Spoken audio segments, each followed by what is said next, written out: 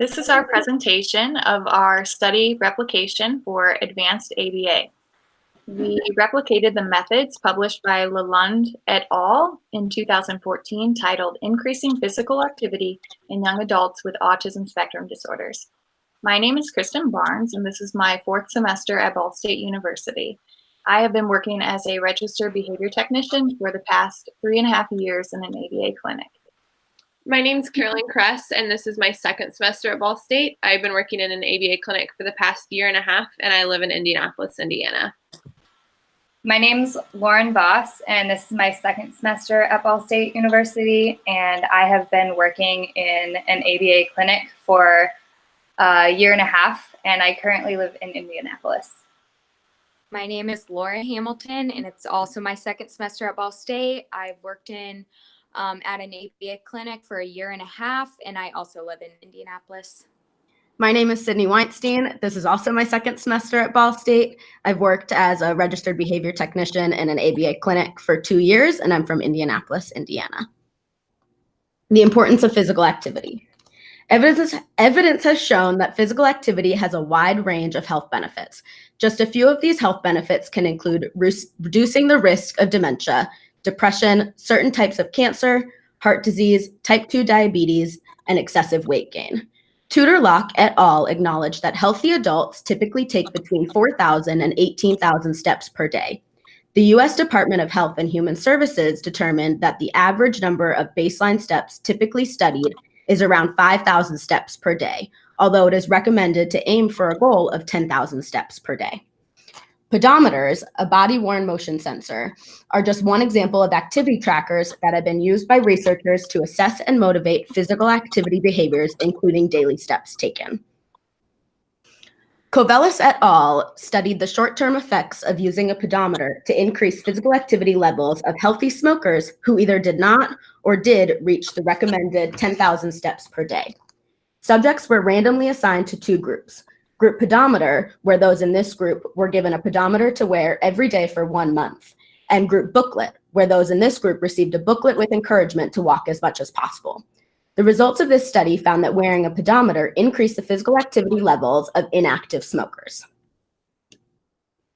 Horn, Hardman, Lowe, and Rollins studied that the steps per day of children in Wales. 53 9 to 11-year-olds took part in a study where they were introduced to a fictional role model through visual and audio materials, as well as receiving a small reward when their pedometer steps increased by 1,500 steps per day compared to their baseline numbers. This study found that steps per day were significantly higher during the intervention phase when pedometers were used. Physical activity in autism spectrum disorders. Bandini et al. Found that children diagnosed with ASD engaged in less physical activity and for less time compared to their typically developing peers. Studies also found that there are additional health benefits to physical activity for children with ASD. Such health benefits can include increased motor skills, self-regulation, cognitive function, and academic performance. Lang et al. Conducted a review about physical exercise in individuals with ASD and found that by following exercise interventions, individuals with ASD displayed decreased stereotypy, aggression, off-task behaviors, and elopement. Goal setting and contingency management have become a popular technique used to motivate individuals or group. Lundberg states that a goal is defined as simply what the individual is consciously trying to do. In order for a goal to be effective, the goal needs to be specific, attainable, and accepted. Contingency management allows for the individual to earn consequences that are highly preferred in exchange for meeting the goals they have set out. The use of goal setting, along with contingency management, have been shown to be very effective in increasing desired behaviors. Gu, Chen, and Zhang found that the use of pedometer-based goal-setting intervention was highly effective in increasing children's physical activity as well as motor competence.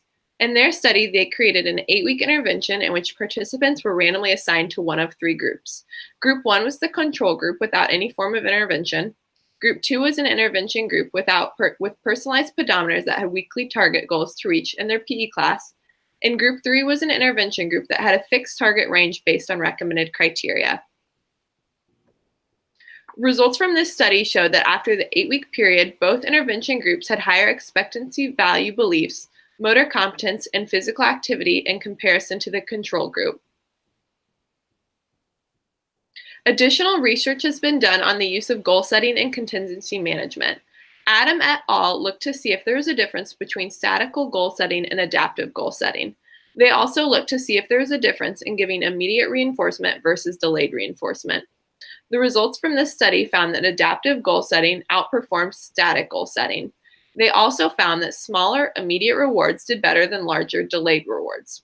However, the study found that the use of both goal setting and positive consequences increased the total number of steps taken by participants throughout the intervention process. The results from this study found that adaptive goal setting outperformed static goal setting. They also found that smaller reinforcements did better than larger delayed reinforcements. The study found that the use of both goal setting and positive consequences increased the total number of steps taken by participants throughout intervention. Curdy and Dallery conducted a study on the use of contingency management and goal setting to increase walking in adults that were previously sedentary. In this experiment, adults were given a monetary reward for meeting their goal of increasing steps for at least 3 of the 5 days in the time block. With the use of contingency management, the steps increased 182% from screening to the end of intervention. These results show that the contingency management, along with goal setting, were very effective in increasing the desired behavior. Mole et al. Found the use of contingency management had become effective in increasing children's physical activity within the classroom through the use of pedometer to track step count.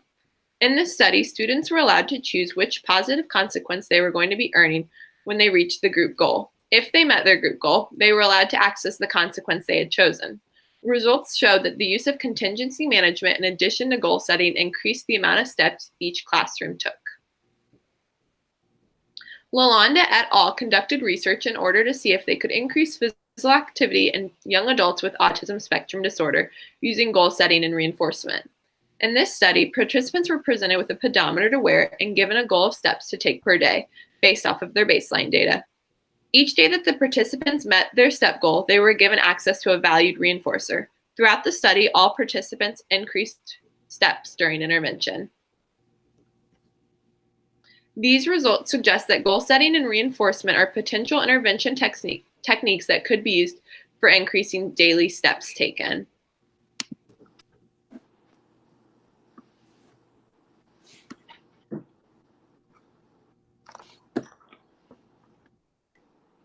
The methods consist of the behavior definition, settings and participants, materials, data collection, IOA, treatment fidelity, and design. The behavior that we defined was taking a step, which was described as putting one foot in front of the other in a linear fashion. The study was carried out in 2 different work locations, one where 4 of the participants tracked data and the other where one other participant tracked her data. All 4 participants have similar workday schedules. And we chose to record data from 8:30 to 4:30 every day in order to stay consistent. The materials that we used included personal activity trackers such as Fitbits or Apple Watches Series 1 or 2. An Excel sheet was created for each participant to document both baseline and intervention data. A cell phone was used with photo capability to send and receive pictures for IOA data, a computer with Excel access in order to enter data. Then we also chose to include a $2 prize, such as gum or candy for reinforcement after meeting the daily goal. The original study we chose to replicate used a multiple baseline across participants' design with a reversal. These are baseline and intervention Excel spreadsheets that were used throughout the intervention to record data. When data was being collected, participants wore their activity tracking device on their wrist throughout the day. At 8:30 a.m., each participant documented the total steps displayed on their activity tracker. Then again at 4:30 p.m., participants wrote down the steps displayed on their activity tracker. Participants then subtracted the 8:30 a.m. step number from the 4:30 p.m. step number to receive the total number of steps walked specifically in that session. Once their total number was calculated and recorded in the Excel spreadsheet, each participant could choose a small prize, candy or gum, for meeting their goal.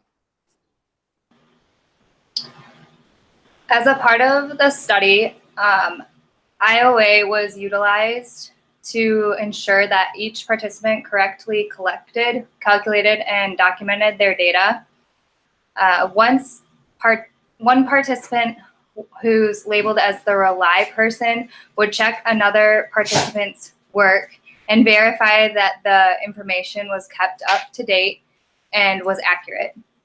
We maintained an IOA rating of 100% throughout the study, even though we were aiming for an IOA rating of at least 80%, so that's really good.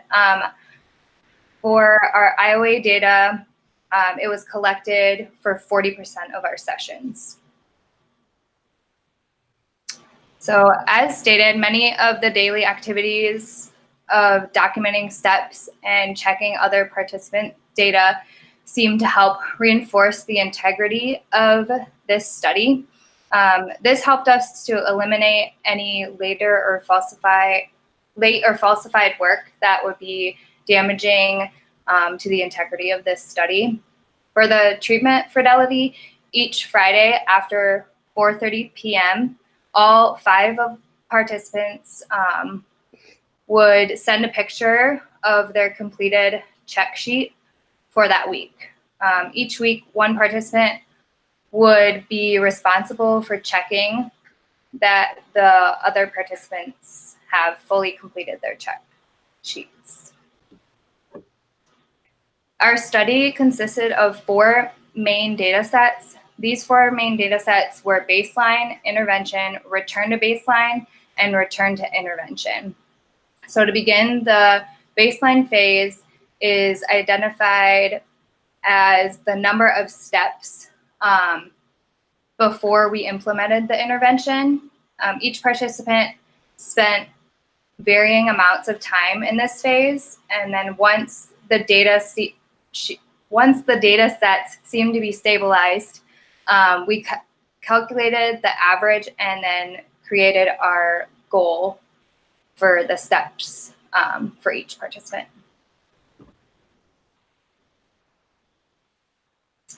The next data set that we collected was intervention. That was the phase in which we collected data after the intervention was implemented.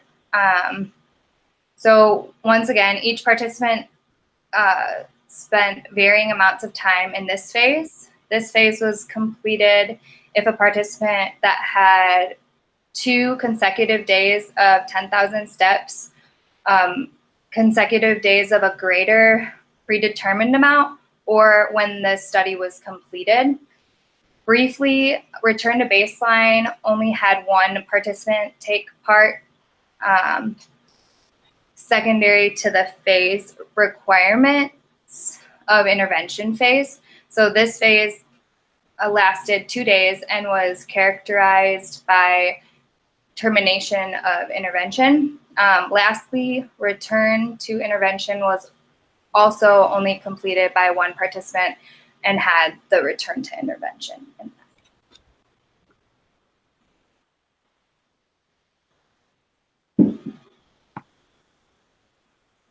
Results varied across participants with notable differences between participants in both the range and average steps taken in baseline as well as in intervention.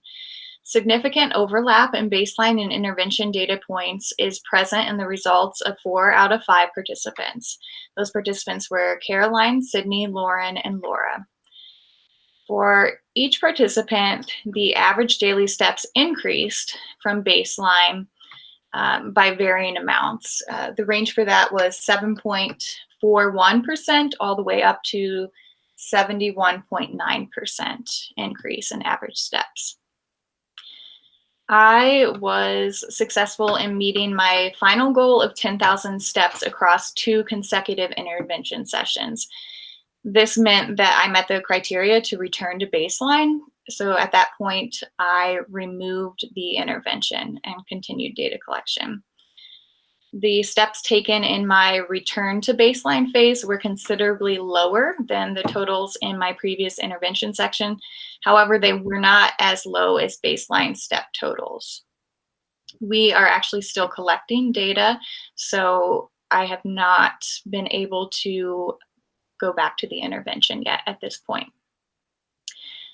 This picture shows our graphs. As you can see, we staggered our baseline across our participants, and to the right, I show the averages and the range of the data. The graph displays the number of steps taken by each participant during each session across baseline and intervention. There were 40 total sessions for each participant. The gray bars included in the intervention sections depict the participant's step goal for that session. Intervention was staggered across participants according to the stability and baseline data, as well as stability in the intervention data of the participant ahead of them. And again, to the right, each participant's data range and average are displayed for each phase. This slide right here actually shows my personal data. I started intervention after 5 sessions of baseline.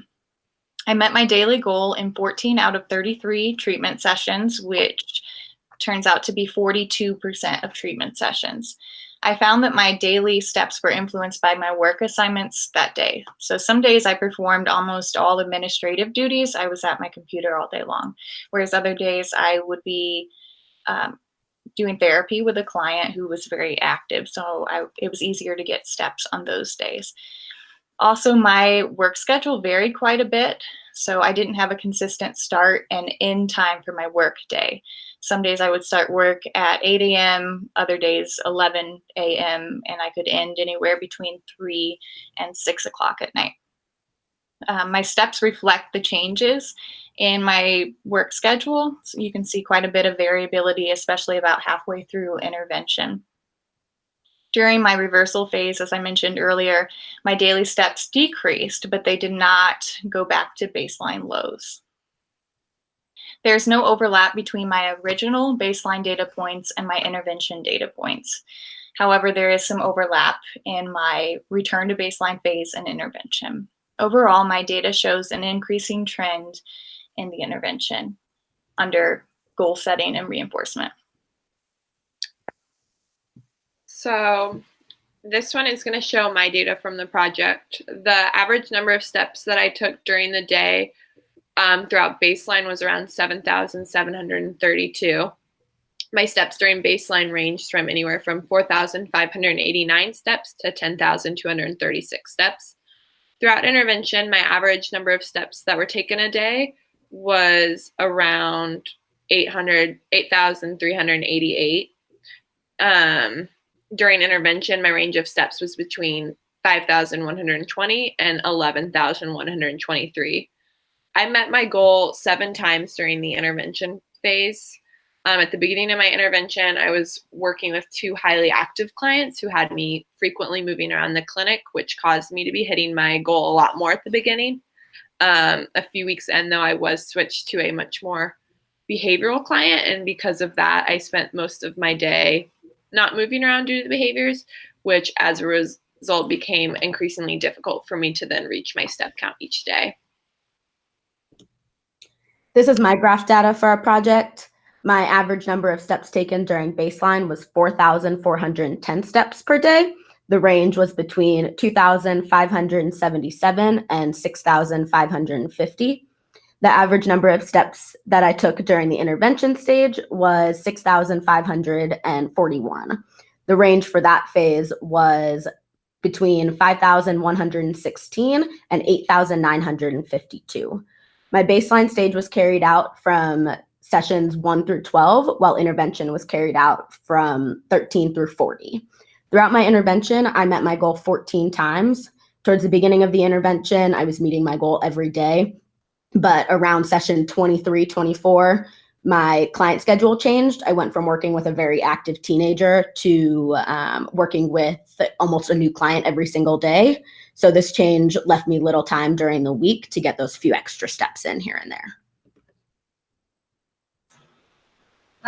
This is my graph. For my baseline, I had an average of 6,149 steps with a range going from 4,000 steps to 7,834 steps. For my intervention phase, I had an average of 6,623 steps with a range of 4,938 to 9,020 steps.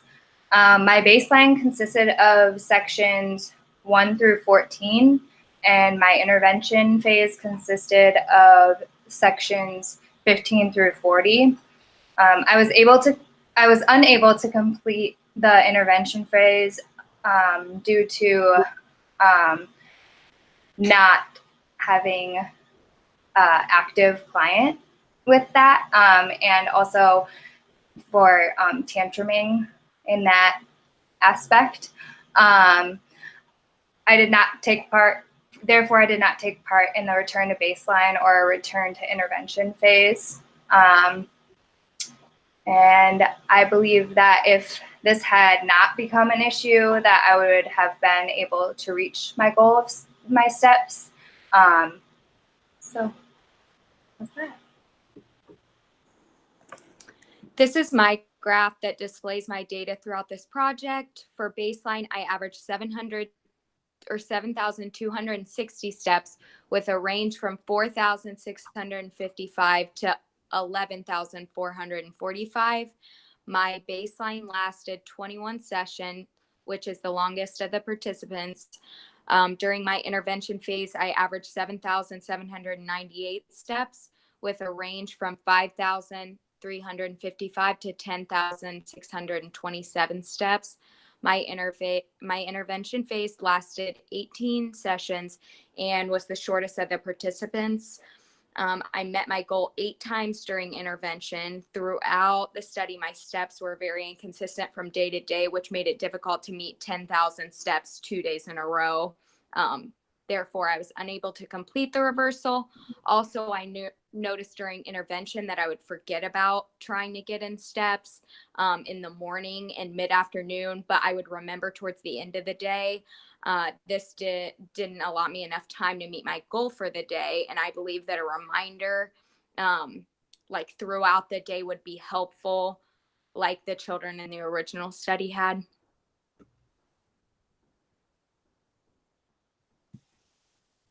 So as we mentioned earlier, each participant in our replication was successful in increasing the average step total under the goal setting and reinforcement intervention. So this would typically indicate that the intervention correlated with increasing daily steps across participants. However, when we showed you the visual analysis of our data, that analysis does not indicate a strong functional relation between the goal setting and reinforcement intervention and increased steps. Again, this is because significant overlap in steps taken during baseline and during the goal setting and reinforcement intervention condition exists for all participants except for one. And again, that one participant was me. Across the participants, steps taken during the goal setting and reinforcement condition were variable. So again, our data was going up and down. We kind of explained the environmental conditions that took place in our workplaces that kind of accounted for some of that variability. There was only an increasing trend in my data showing that my steps were going up over time under intervention. We have mentioned a couple limitations, but I'll go further into this. The session time frame that we chose for the replication was set as 8:30 a.m. to 4:30 p.m. Eastern Standard Time, Monday through Friday. This session time was chosen to represent an average 8-hour workday. but participants' daily work hours, as well as the type and location of their work, varied daily. These variations contributed to data instability or variability among our data. Our work environments did not allow for significant free periods of time for walking to achieve STEP goals. The participants in Lalonde et al. 2014 study that we were replicating, they were attendees of a post-secondary educational program and had opportunities for free time when walking was encouraged.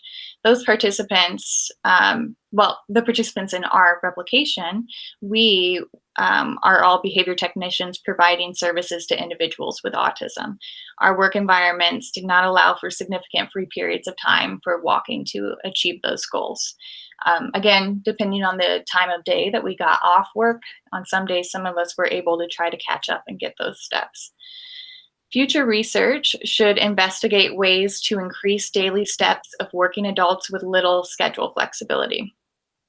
Perhaps a lower step goal for the work shift would have been beneficial, also allowing for time outside of work to make up those steps. The CDC recommends that adults achieve 10,000 steps per day, but that doesn't necessarily mean during a work shift. So had it been for the full 24 hours during the day, results may have differed substantially. It may be more reasonable to increase.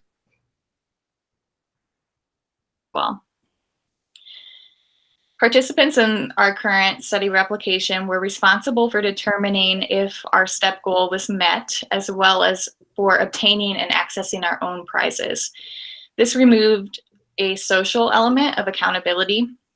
So we didn't have to check in or prove that we met our goals to anyone. However, we did send our results to another participant on 2 out of 5 sessions per week for the purpose of determining inter-observer agreement.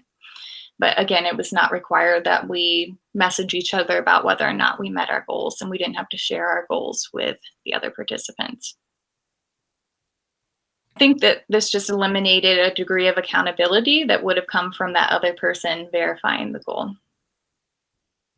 In our replication, we were required to buy our own prizes with a $2 maximum. So this is similar to a free choice preference assessment, but we did not do any assessment to determine the effectiveness of our chosen prizes in increasing our daily step goal. So this means that while we likely enjoyed our prizes, we picked and purchased them ourselves, it's really unknown if they were significant enough to truly reinforce our increased stepping throughout the day. We are all working adults, and working our own money and seek out our own desired items might not be particularly motivated to access low-cost self-purchase items contingent on reaching STEP goals.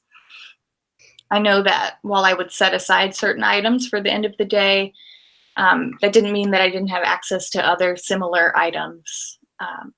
And again, it's my money. I've already earned it. Future research should investigate effective, realistic reinforcers for working adults. In addition, rather than relying on the participant to provide his or her own prize, future research should focus on effective reinforcers that could be provided by employers. Many workplaces offer discounts on health insurance premiums for workers who meet certain criteria.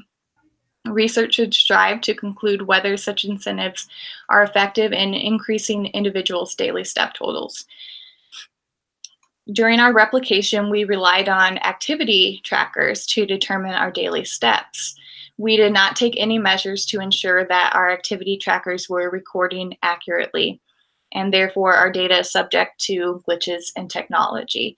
It's pretty well known and accepted that activity trackers are not 100% accurate, so it's possible that we took far more or far fewer steps during our intervention sessions.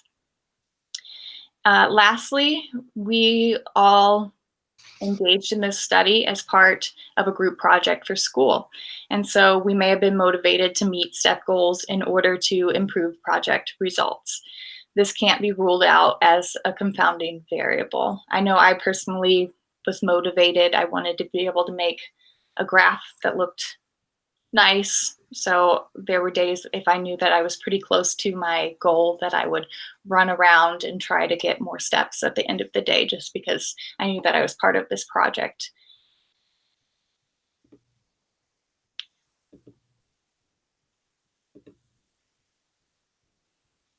Thank you for watching our presentation.